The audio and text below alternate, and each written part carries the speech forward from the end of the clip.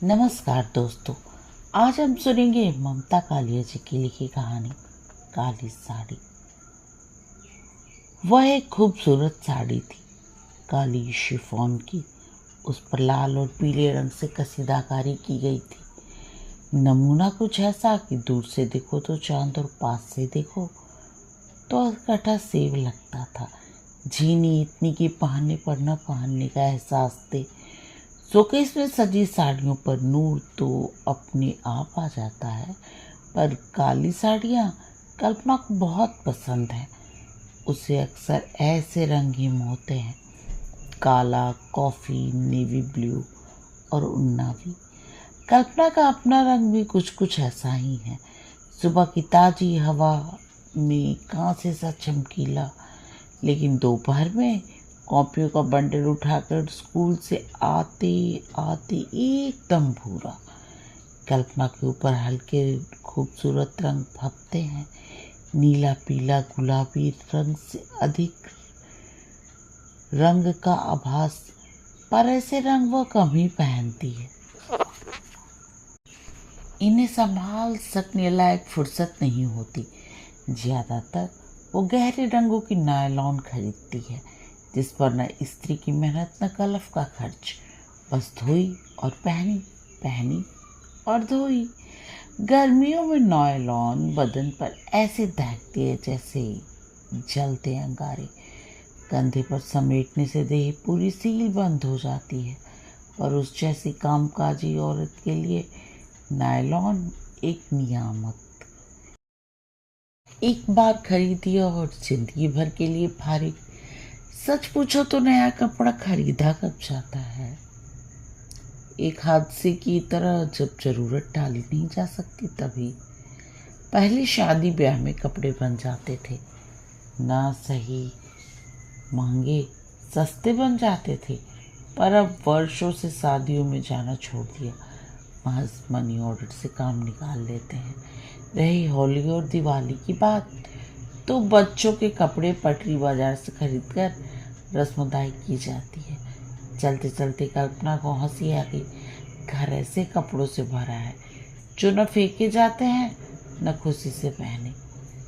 Trunk में पड़े गर्म कपड़ों में गर्मी नहीं है, न ठंडे कपड़ों में ठंडक। हर कपड़े का इतिहास पुराना है। कोई स्वेटर 5 वर्ष सास ने पहनकर उदारतापूर्वक भेंट कर दिया। कोई साड़ी भाभी ने पहनते पहनते आज ही जाकर दे डाली। संजू की बुशर्ट रंजू को मिल गई, पुनीत की पैंट विनीत को। कुछ देर को बच्चे भी बहल गए। आहा जी, यह तो एकदम नया कपड़ा लगता है। कुछ देर को वो भी खुश हो गई। वाह भाभी, आपसे सीखे संभालना कोई। 10 साल पुरानी साड़ी भी ऐसी लगती जैसे कल खरीदी हो। खानदान में उसकी शोहरत नायलॉन आइडेंटिटी के नाम से कुछ ऐसी फैली है कि कई खानदानी साड़ियाँ उसे विरासत में मिलती गई हैं। मकान का किराया, बिजली का बिल, बच्चों की फीस, रिक्शे का भाड़ा, दूध के दाम देते देते एक वेतन का लिफाफा राम नाम सत्य है बोल पड़ता। और कल्पना चुपचाप ध्यान आध्यात्मिक संतोष में लगाने का प्रयत्न करती। विनोद रोजमर्रा की गाड़ी हाँकता, जिसकी राह में छोटे छोटे गड्ढे पड़ते रहते। राशन, गैस, किताबें, कभी कभी भारी खड्ड, मेहमान, रिश्तेदार, बीमारी। पर पसंद तो पसंद है। वो बाजार से गुजरती है पैदल प्रतिदिन, आंख बंद करके तो चला नहीं जाता। रोजाना चीज़ें पसंद आती रहती हैं, भूलती रहती है। अक्सर उसे कोई ऐसी चीज़ पसंद आ जाती है जिसकी या तो कोई उपयोगिता ना हो या संगति। कितनी अच्छी बात है, पर्स अक्सर खाली रहता है, अन्यथा घर अला बला से भर जाता। नहीं, वह गलत कह रही है। पर्स तो इस कदर भरा रहता है कि कई बार जेब भी ठीक से बंद नहीं हो पाती, और उसमें रहते हैं 2-1 मटमैले रुमाल, सड़ेल सा एक पेन, जोड़े के कांटे, मीठी सुपारी की छोटी सी डिबिया कॉलेज के लॉकर की चाबियाँ, साइंस की नवी कक्षा की पाठ्य पुस्तकें, डायरी और एक छोटी डिक्शनरी। चौक पर पहुंचते पहुंचते पर्स की दौलत में इजाफा हो जाता। 2 मरील से नींबू या पाव भर भिंडी उसमें जुड़ जाते।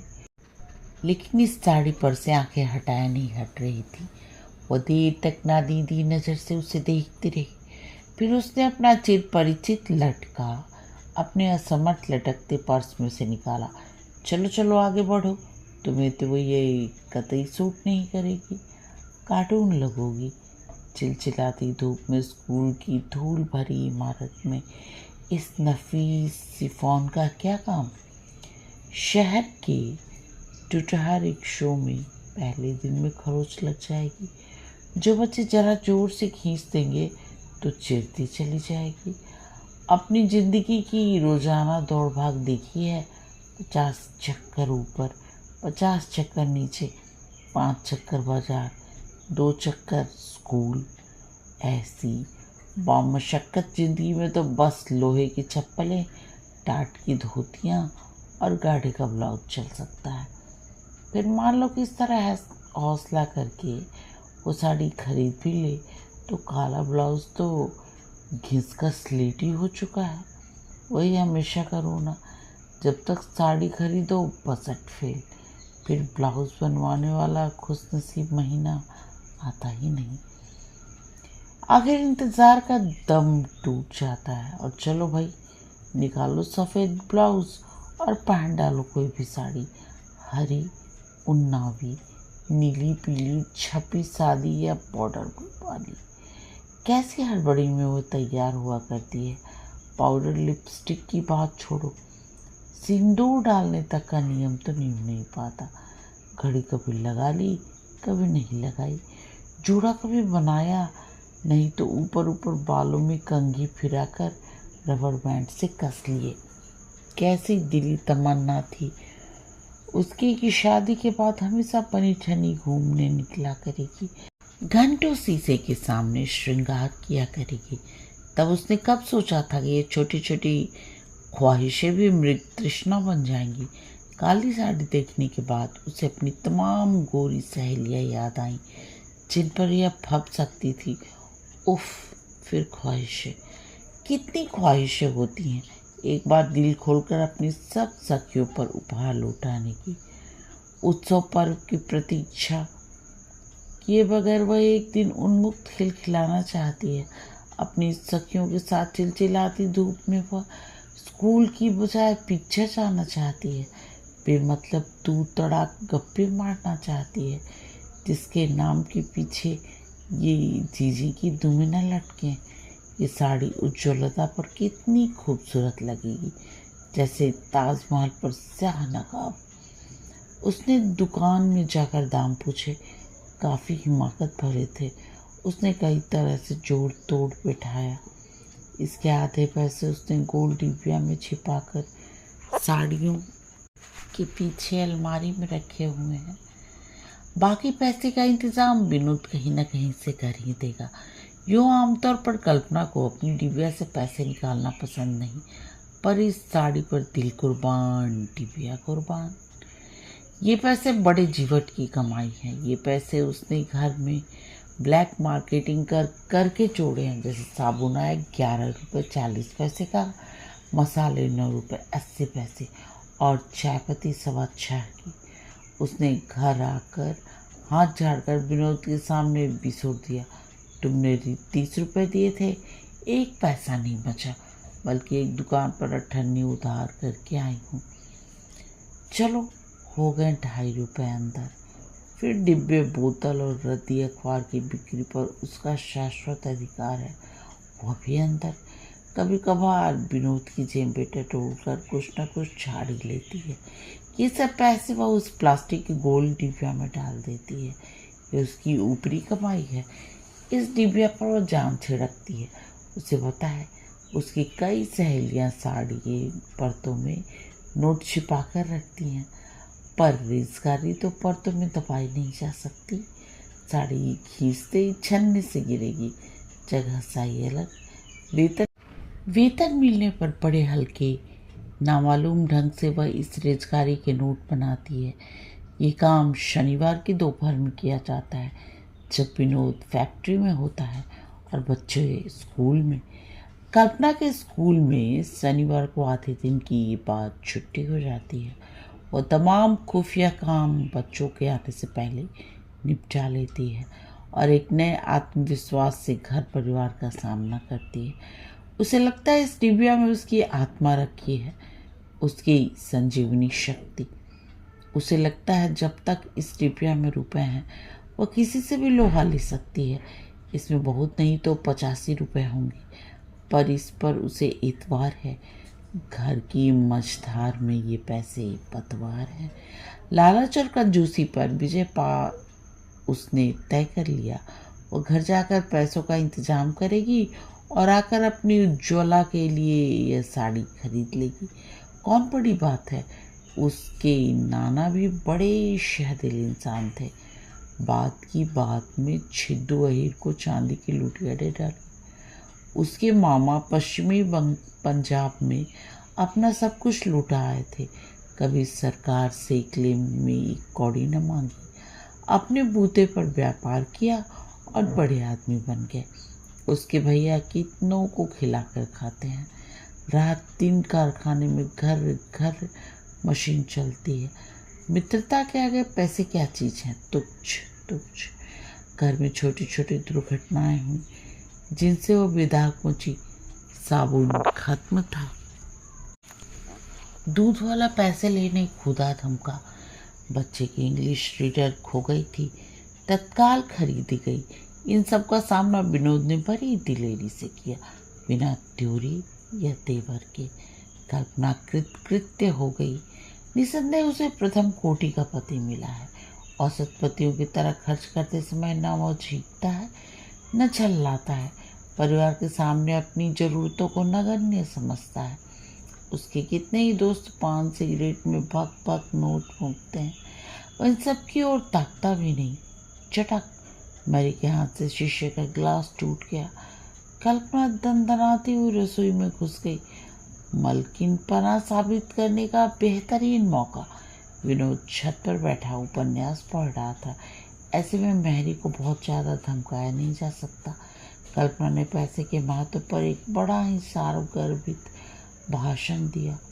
फिर उसने अपनी पिछली महानताओं का वर्णन किया, जब मैरी ने पूर्व वर्षों में शीशे के बर्तन तोड़े थे और कल्पना ने उसकी तनख्वाह में से पैसे नहीं काटे।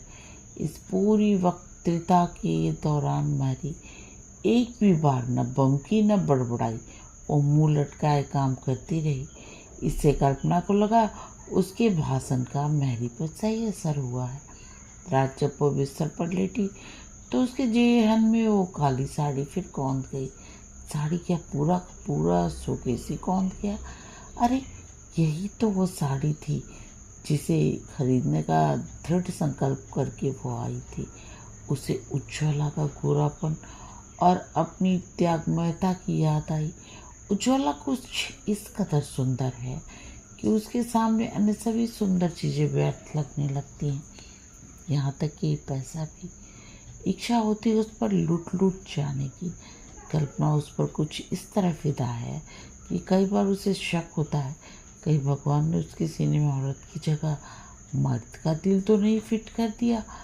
कल्पना को लगा ये उज्ज्वलता के रूप का ही कमाल है कि उसका पति हमेशा इतना लूटा हुआ सा मालूम होता है। कल्पना को अपने हृदय की विशालता, मुट्ठी के खुलेपन और फकीराना तबीयत पर सहज ही नाच हुआ। क्यों ना हो, वो अपनी दोस्त के लिए एक बेशकीमती साड़ी खरीदने जा रही है। इतनी कीमती साड़ी तो लोग आजकल शादी ब्याह में भी उपहार नहीं देते। बस 11 रुपये लिफाफे में डाल रोलनी सूरत बनाकर उपहार में दे देते हैं, फिर डट कर दावत खाते हैं। कहीं वसूली में कोताही न रह जाए। वह तो भागम भाग जाएगी, बैठने की उसे फुर्सत कहाँ। पैकेट उज्ज्वला को थमाकर अनुरोध करेगी, अभी न खोलना प्लीज़, मेरे जाने के बाद। छोटी सी चीज़ है। चलते चलते नज़र पड़ गई, उठा लाई। उसने अपने पास ऐसी साड़ी हो ना हो उसे परवाह नहीं, त्याग में ही सुख है। उसने एक नहीं अनेक बार त्याग किया है। कोई सन्यासी भी क्या करेगा। बचपन में हमेशा उतरन पहनी और जूठन खाई। उतरन और जूठन थी अपने ही परिवार की, पर इससे क्या, कितनी लड़कियां उतनी समवाई रखती हैं। बड़ी होने पर गांधी जी का आदर्श अपनाया, सादा जीवन उच्च विचार, और अब नेहरू जी के सिद्धांत पर जिंदगी जी रही है। आराम हराम है। कई बार उसे लगता है सिद्धांत सब उसके हिस्से पड़े हैं, सुख किसी और के। देखा जाए तो क्या सुख पाया। मर गिरकर एलटी की टीचर बन गई, शादी की फटीचर बन गए। घर के साथ सामान खस्ताहाल। जितने पुराने लोगों के घर अचार मुरब्बे होते होंगे, उतने पुराने कल्पना के घर के पर्दे, गद्दियों के खोल, तौलिए, दुचके हुए पीतले, फ्रेम उखड़ा आईना, बिना हैंडल की बाल्टियाँ, बॉर्डर प्याले, तिड़की प्लेटें, टूटे डिब्बे और टेढ़ी साबुनदानियाँ। किस पर वह नाच करे, किसको संजोए।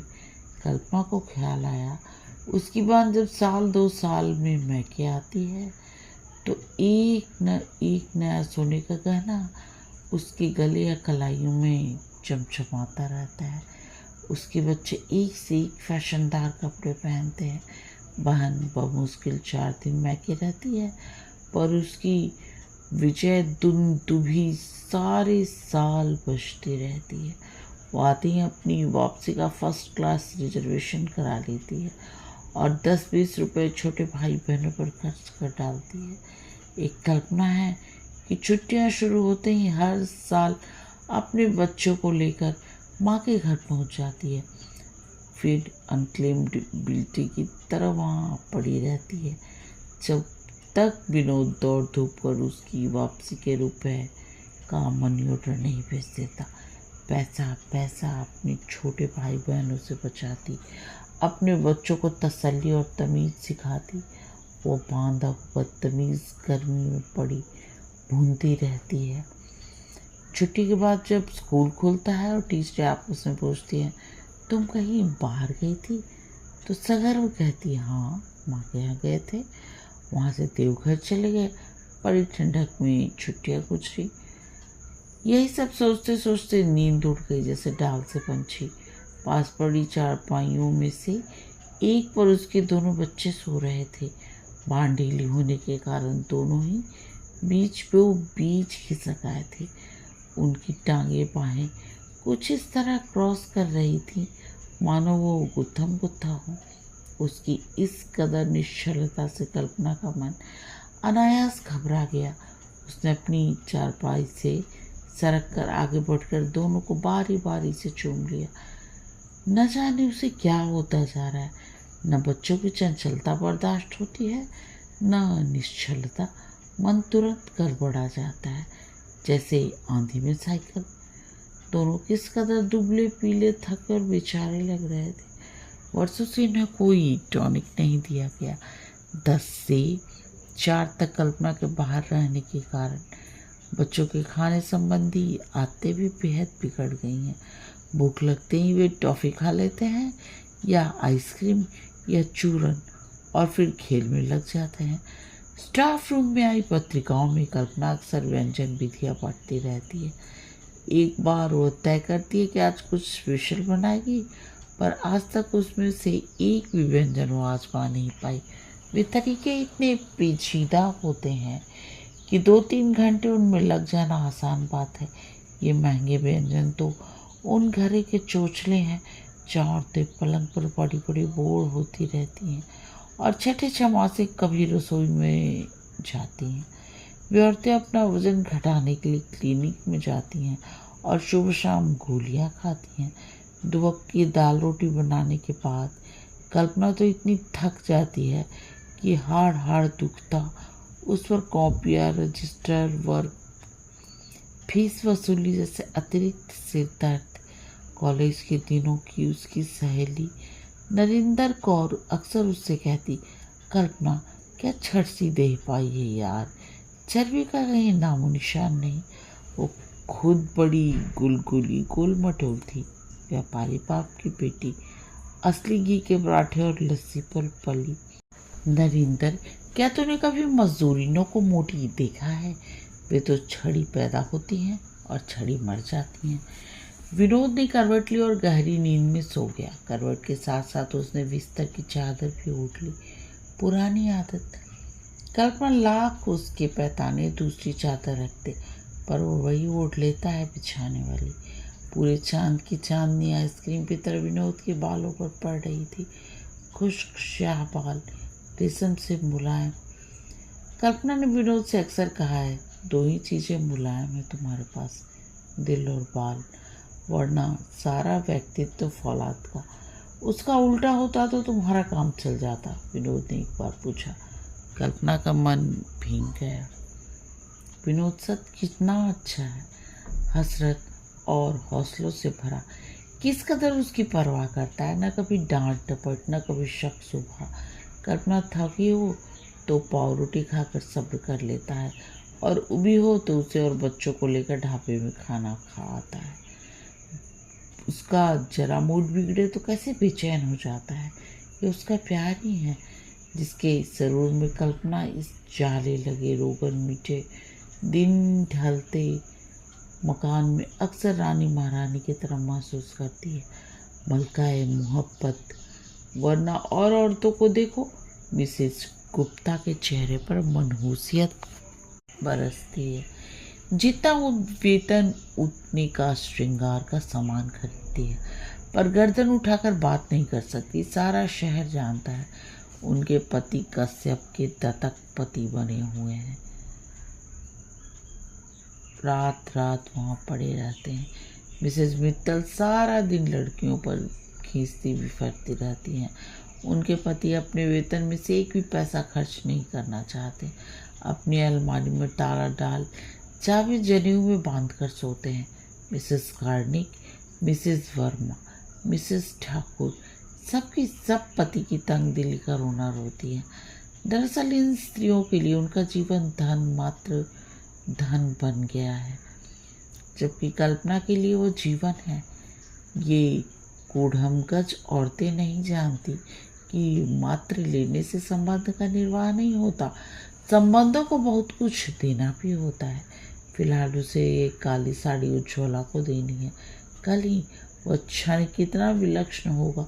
हो सकता है उस समय आसमान से पुष्प वर्षा हो, या हो सकता है खुशी के मारे उज्ज्वला की आंखों से आंसू आ जाए।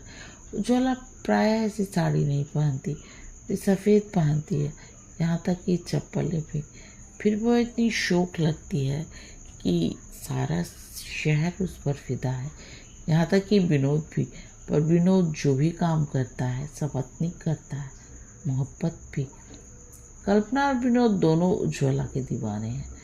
सुबह स्कूल जाते जाते कल्पना ने अपना नेक इरादा विनोद को बताया। विनोद की आंखें चमक गई। इतना अच्छा प्रस्ताव! नई बातें उसे हमेशा आह्लादित करती हैं। तो साड़ी तुम आज ही ले लो, देर करने से हाथ से न निकल जाए।